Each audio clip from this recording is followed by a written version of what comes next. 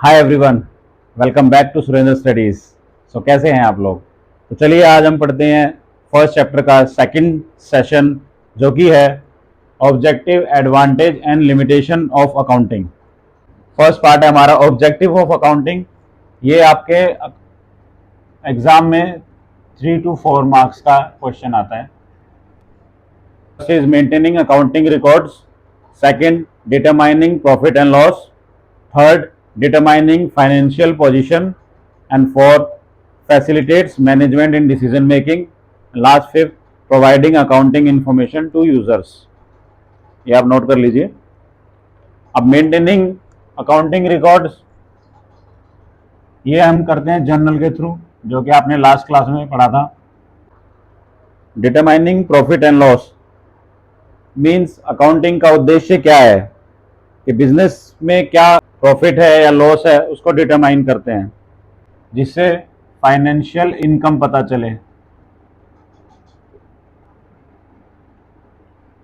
Third is determining financial position. Financial position आपको पता चलती है बैलेंस शीट से।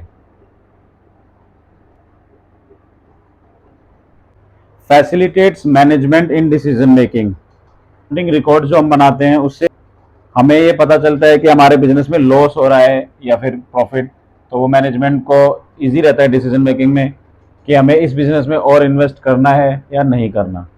Providing accounting information to user, जैसे आपने लास्ट क्लास में पढ़ा था कि कुछ इन्वेस्टर्स होते हैं जो वेबसाइट के थ्रू चेक करते हैं कि हमारी किसी की भी कंपनी की क्या पोजीशन है। तो अकाउंटिंग के मेन ऑब्जेक्टिव यही है, मेंटेनिंग अकाउंटिंग रिकॉर्ड्स, वो हमें जर्नल के थ्रू पता चलता है। डिटरमाइनिंग प्रॉफिट एंड लॉस, उससे हमें कंपनी की फाइनेंशियल इनकम के बारे में पता चलता है। डिटरमाइनिंग फाइनेंशियल पोजीशन, कंपनी की जो बैलेंस शीट, हम लास्ट में जो बैलेंस शीट बनाते हैं उससे हमें कंपनी की पोजीशन के बारे में पता चलता है कि कंपनी किस पोजीशन पे है। Facilitates management in decision making, management कुछ न्यू इन्वेस्टमेंट करना चाहते हैं, अगर प्रॉफिट होगा तो ही न्यू इन्वेस्टमेंट करने में फायदा है, नहीं तो नहीं है। तो ये हमें ये भी फैसिलिटेट्स मतलब बताना। अकाउंटिंग में हमें ये पता चल जाता है कि हमारा बिजनेस प्रॉफिट में है लॉस में है। And fifth is providing accounting information to users, अपनी इंफॉर्मेशन यूजर्स को वेबसाइट के थ्रू बताते हैं। आई होप आपने नोट कर लिया होगा। तो है एडवांटेज ऑफ अकाउंटिंग।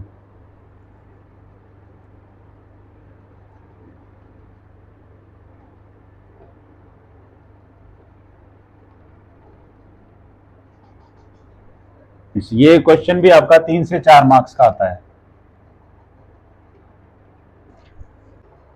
सेकंड जो हमारा पार्ट है वो है advantage of accounting. Advantage means फायदा, benefit.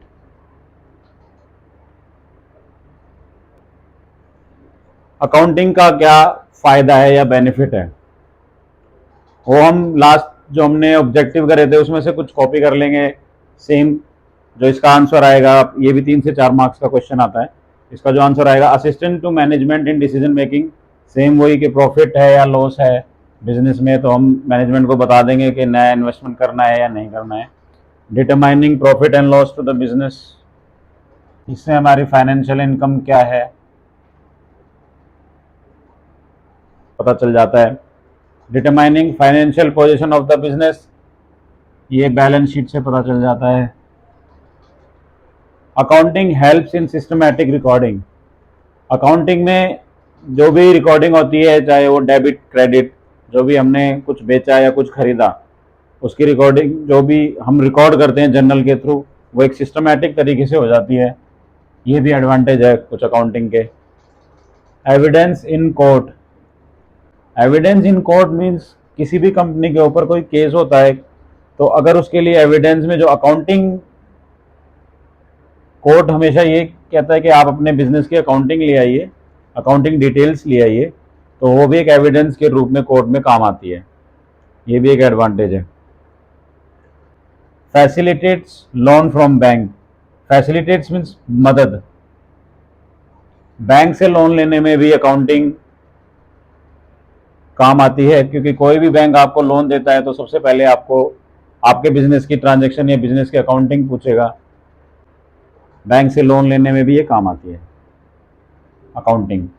Facilitate settlement of taxes, tax से रिलेटेड जो भी सेटलमेंट होती है उसके लिए भी अकाउंटिंग इन्फॉर्मेशन की ज़रूरत होती है। तो ये हमारे बेसिक एडवांटेज ऑफ अकाउंटिंग के हैं, आप इसको नोट कर लीजिए। आई होप नोट कर लिया होगा, मैं रब कर देता हूँ। थर्ड है लिमिटेशन ऑफ अकाउंटिंग। ये क्वेश्चन भी आपका 3 to 4 मार्क्स का आता है। लिमिटेशन ऑफ अकाउंटिंग मीन्स कमियां क्या होती है अकाउंटिंग की। हर चीज़ में कुछ ना कुछ कमियां होती हैं, तो अकाउंटिंग की भी कुछ कमियां हैं, वो भी हम डिस्कस कर लेते हैं। First is accounting is not fully exact. हम हमेशा कुछ एस्टिमेट्स लगाते हैं अकाउंटिंग करने के लिए। Second is accounting ignore quality elements. हम एक एग्जांपल के जरिए समझते हैं, जैसे एक फैक्ट्री है, उसमें कोई सीनियर मैनेजर है, उसकी किसी मैनेजर के साथ कोई लड़ाई हो गई है और फैक्ट्री का काम बंद हो गया 3 दिन के लिए। जो काम फैक्ट्री में 3 दिन के लिए बंद हुआ है, हम उसके लॉस को डिटरमाइन नहीं कर सकते। Third is accounting ignore price level changes. आज आपने कोई मोबाइल लिया, ये कंपनी में कोई मोबाइल लिया 10,000 रुपये का, और 3 दिन के बाद उसकी वैल्यू डिक्रीज होकर के हो गई 7,000 रुपये की, तो आप अपने अकाउंटिंग में 10,000 की वैल्यू शो करोगे। तो प्राइस लेवल चेंजेस को अकाउंटिंग इग्नोर करते हैं। Fourth is window dressing. Window dressing is equal to manipulation.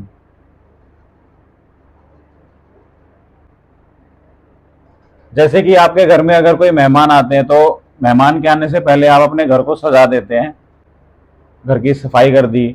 सो ऐसे ही अगर कोई ऑडिट से पहले अगर कोई हमें कोई इन्फॉर्मेशन आती है, तो कुछ ना कुछ मैनिपुलेट करके रिकॉर्ड को ठीक किया, जो जो लोग करते हैं उसको कहते हैं विंडो ड्रेसिंग।